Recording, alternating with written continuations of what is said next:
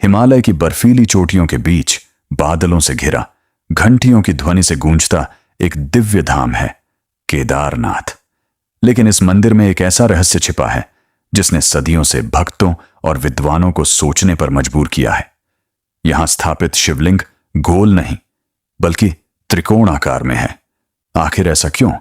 महाभारत का युद्ध समाप्त हो चुका था। कुरुक्षेत्र की धरती पर जीत तो पांडवों की हुई, लेकिन उनके मन में शांति नहीं थी। अपने ही कुल के विनाश का बोझ उनके हृदय पर भारी था। एक रात युधिष्ठिर बोले, इस पाप से मुक्ति केवल महादेव ही दे सकते हैं। पांचों भाई भगवान शिव की खोज में निकल पड़े। वे काशी पहुंचे, पर शिव उनसे मिलना नहीं चाहते थे।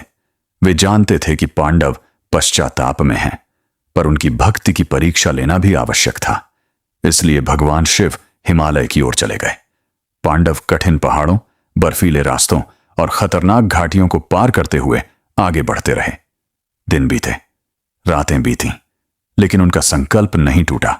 आखिरकार वे एक विशाल पर्वतीय घाटी में पहुंचे।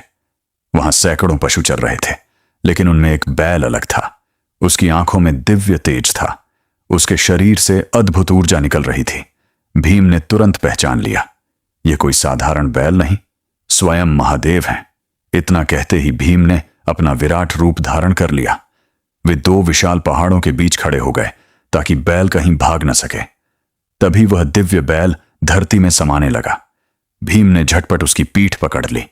उसी क्षण धरती कांप उठी। आकाश में बिजली चमकी। चारों ओर दिव्य प्रकाश फैल गया। जब सब शांत हुआ तो वहां एक अद्भुत पत्थर प्रकट हुआ, त्रिकोण आकार का शिवलिंग।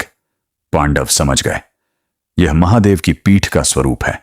पांचों भाई भूमि पर गिर पड़े और बोले, प्रभु हमें क्षमा करें। तभी आकाशवाणी हुई, जिसने अपने कर्मों पर पश्चाताप किया, जिसने सत्य से मुंह नहीं मोड़ा, उसे मैं कभी त्यागता नहीं।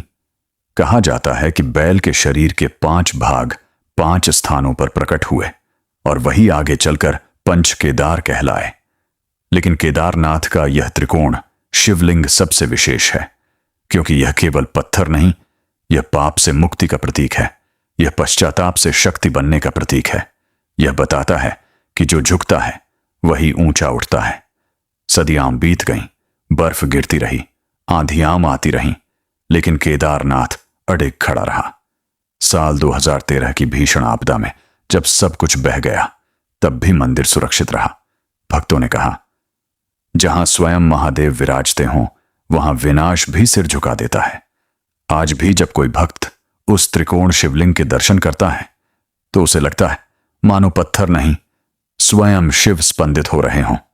अगर कभी केदारनाथ जाओ तो सिर्फ दर्शन मत करना, उस त्रिकोण को ध्यान से देखना, क्योंकि उसमें छिपी है पांडवों की पीड़ा, महादेव की परीक्षा और क्षमा की सबसे बड़ी कहानी।